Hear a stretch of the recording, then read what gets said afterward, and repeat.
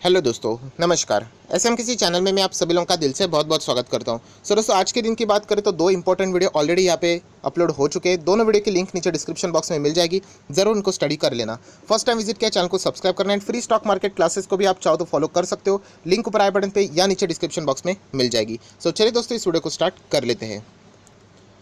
सो दोस्तों, अभी हम लोग आ चुके हैं बिल्कुल हमारे नॉर्मल स्क्रीन के ऊपर। यूजुअली ये वीडियो थियोरेटिकली ज़्यादा होने वाला है। बहुत सारे लोगों के जो जो कमेंट्स है उसी को मैं आंसर देना ज़्यादा यहाँ पे पसंद करने वाला हूँ, राइट। सो यहाँ पे अगर हम लोग बात करें तो आप सभी लोगों को पता है आज के दिन बाजार में हम लोग को एक मामूली सी गिरावट देखने को मिली है। हालांकि आदत इतनी हो चुकी है कि रोज़ नए हाई लगते हुए देखने को, आज का दिन भी एक नया हाई लगा था, आप सभी लोगों को पता होगा, सुबह सुबह। देन उसके बाद 12 बजने के बाद हम लोग को थोड़ा बहुत यहाँ पे प्रॉफिट बुकिंग देखने को मिला है। सो ये अगर देखा जाए तो 100 पॉइंट्स की गिरावट मतलब नथिंग, कुछ भी नहीं। अगर हम लोग बात करें जिस रैली की हम लोगों ने यहाँ पे मतलब बात की है, अगर आप देखोगे 5 दिन का चार्ट पैटर्न, 1 महीने का चार्ट पैटर्न, 6 महीने की अगर हम लोग बात करें तो ऐसे बहुत सारे हम लोगों को अप्स एंड डाउन्स देखने को यहाँ पे मिले हैं। सो इससे आप लोगों ने सबसे पहले कोई टेंशन लेने की बात है ही नहीं। मैं इससे पहले भी आप लोगों को साफ शब्दों में बोल चुका, बाजार 15,600 पे चल रहा है, वो 15,000 तक भी आ जाए फिर भी इन्वेस्टर एज ए इन्वेस्टर आपको कोई भी फर्क पड़ना नहीं चाहिए। इनफैक्ट हर गिरावट एक बाजार के लिए, जो इन्वेस्टर होता है उसके लिए एक मौका रहता है। बट क्या ये गिरावट हमारे लिए मौका है, ऐसा बहुत सारे लोग भी पूछ रहे हैं। बहुत अच्छा सवाल है। सर दोस्तों, ऐसी बात नहीं कि हर वक्त गिरावट होती है तो आप लोग जाके बाय करो। मैंने आप लोगों को कुछ चीज़ें सिखाई है। जैसे मैंने शुरुआत में ही बताया कि वीडियो थ्योरेटिकल रहने वाला है।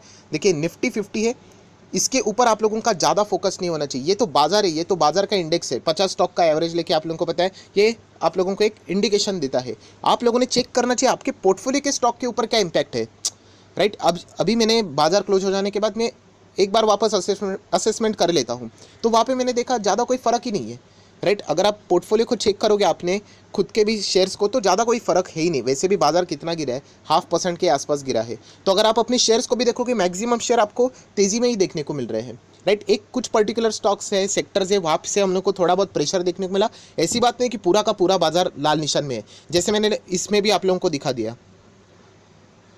निफ्टी 50 में आप देख सकते हैं, देखिए निफ्टी 50 में भी कुछ पूरे के पूरे 50 डाउन नहीं है, 11 प्लस में ही है एंड 39 माइनस में।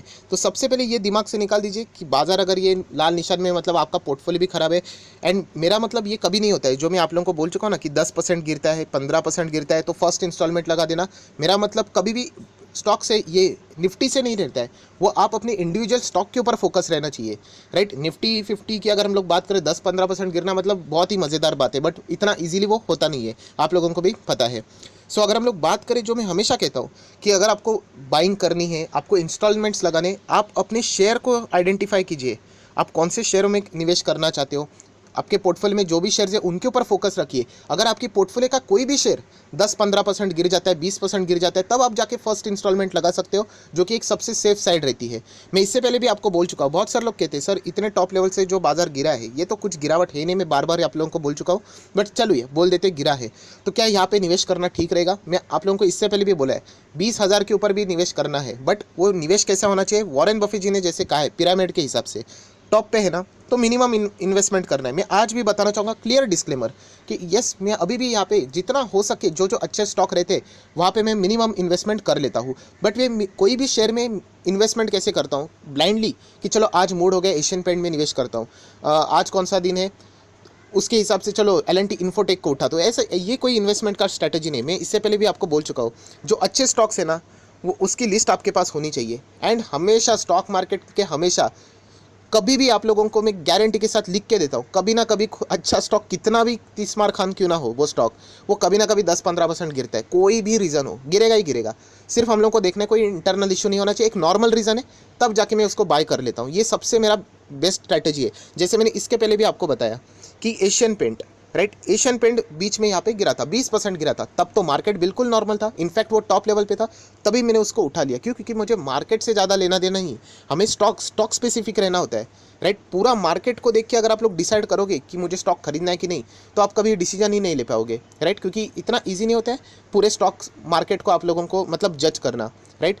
आपको स्टॉक स्पेसिफिक रहना है। अगर कोई स्टॉक अगर आपका पसंदीदा है, फंडामेंटली स्ट्रांग है, वो कितना गिरा है, तब जाके आप लोगों ने बाइंग करनी होती है। मार्केट कल कितना भी गिरे, कल अगर आपका स्टॉक ही नहीं गिरता है तो फिर आप उसमें जाके बाइंग कैसे करोगे, राइट। तो जैसे मैंने आपको कहा था, एशियन पेंट जब गिरा था 20%, आप लोगों को याद है, तभी हम लोगों ने बाई किया था। पता नहीं मार्केट कितने पे भी होगा, हमें उससे कोई लेना देना नहीं, उसके बाद फ़ायदा हो गया।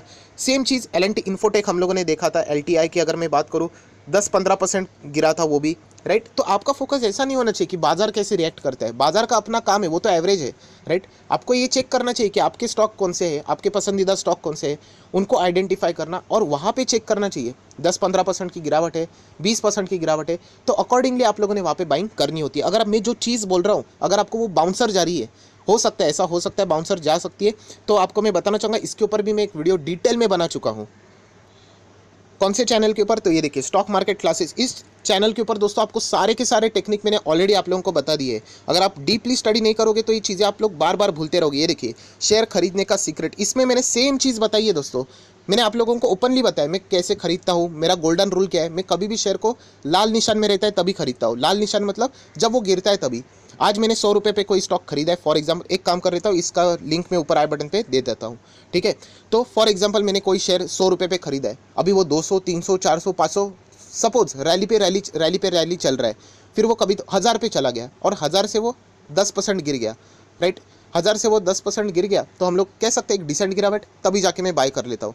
ऐसा नहीं कि 700 पे 800 पे हम लोग खरीद लेंगे ब्लाइंडली नहीं, कोई तो रीज़न होना चाहिए। एंड जैसे मैंने कहा कि कोई भी स्टॉक मुझे पसंद है ना, अभी एशियन पेंट है, L&T इन्फोटेक है, इन्फोसिस है, TCS है, रिलायंस है, HDFC बैंक है, HDFC लिमिटेड है, बजाज फाइनेंस है, फिनसो, ढेरों सारे स्टॉक्स है। तो इसमें बाय कब करता हूँ? 10-15% कभी गिरावट होती है, उठा लेने का माल, राइट। और गिरता है तो फिर सेकंड इंस्टॉलमेंट लगा देना का, दैट्स इट। इतना इजी है मार्केट, सिर्फ वो आपको प्रैक्टिस करना चाहिए। जैसे मैंने आप लोगों को कल भी बताया, पोजिशनल ट्रेडिंग अभी बहुत सारे लोगों को समझ में यहाँ पे आ रहा है कि कैसे प्रैक्टिस करना है। वैसे ही ये शेयर खरीदने का भी तरीका, इस वीडियो को 2 से 4 बार देखो, आपको समझ में आएगा कि ये चीज़ें एक्चुअल में कैसे वर्क करती है, राइट। ऐसा नहीं कि किसी भी स्टॉक में कभी भी जाके बाय करो, एक प्लानिंग होती है, एक स्ट्रैटेजी होती है, तो वो स्ट्रैटेजी आप लोगों ने इस्तेमाल यहाँ पे करनी है।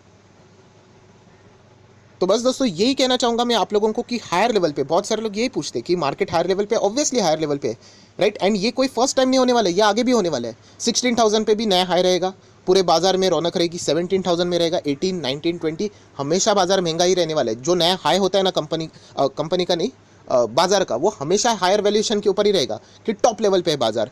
तो ऐसे वक्त अगर हम लोग आइडियल नहीं बैठने का है, मैं कल भी बता चुका हूँ कि वॉरेन बफेट जी ने कभी नहीं कहा है कि आइडियल बैठो। वो हमेशा कहते हैं कि अगर हम लोग पिरामिड के टॉप पे है तो आप अपना मिनिमम इन्वेस्टमेंट जारी रखो। एंड मैं अभी भी कहना चाहूँगा 12,000, 12,500, 13,000, 13,500, 14,000, 14,500 मैं अपना मिनिमम इन्वेस्टमेंट लगाकर ही आगे बढ़ रहा हूँ। बट ओवरऑल मुझे एग्रीगेटली फ़ायदा ही होते चला जा रहा है। आज भी अगर मैं इन्वेस्टमेंट करूँगा तो मिनिमम ही करूँगा। जिस वक्त बाजार में बहुत अच्छी गिरावट आ जाए, जो कि होना चाहिए, जिस वक्त आ जाएगी तब हम लोग देख लेंगे कि हमारे कौन कौन से स्टॉक में अच्छा खासा डेंट लगा है, कौन से स्टॉक यहाँ पे गिरे हैं, राइट। क्योंकि पूरा बाजार गिरता है तब वो खरीदने का सबसे बेस्ट मौका होता है, क्योंकि सारे के सारे सेक्टर गिर जाते हैं, राइट। तो जो भी आप लोगों के जो सवाल थे उसका जवाब देने की यहाँ पे मैंने कोशिश की है। अगेन कहना चाहूँगा कि ये तो फर्स्ट ऑफ ऑल ये कोई गिरावट है नहीं। एंड सबसे मेन चीज़ क्या 15,600 पे, क्या 15,500 पे, 15,000 पे बाय करना चाहिए, ये कभी सवाल होना ही नहीं चाहिए। आप अपने स्टॉक्स को देखो। आज भी मैं कहना चाहूँगा ऐसे ऐसे स्टॉक्स है जिन्होंने ऑल टाइम हाई अचीव किया है, मतलब बाजार गिरने के बावजूद भी, ये छोटा मोटा गिरावट है उसके बावजूद भी।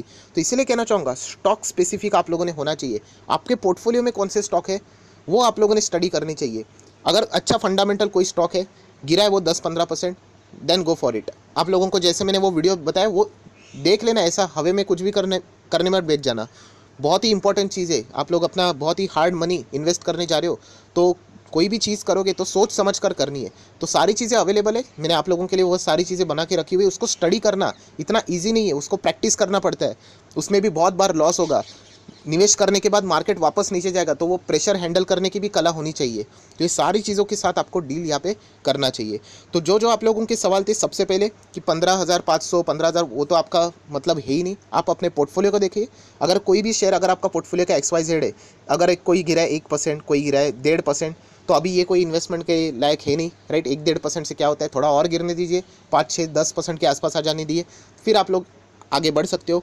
देन सेकंड सवाल आपका यही था कि क्या हायर लेवल पे इन्वेस्टमेंट जारी रखना चाहिए। मैं तो रखता हूँ, बट मिनिमम यही मैं कहना चाहूँगा, थोड़ा थोड़ा ही आप लोगों ने बाय करना चाहिए। लमसम कभी भी नहीं करना होता है, राइट। ये एक इंपॉर्टेंट चीज़ है। देन थर्ड इंपॉर्टेंट चीज़ जो हमेशा लोग पूछते ही है, ये गिरावट हो गई क्या एग्जिट कर ले।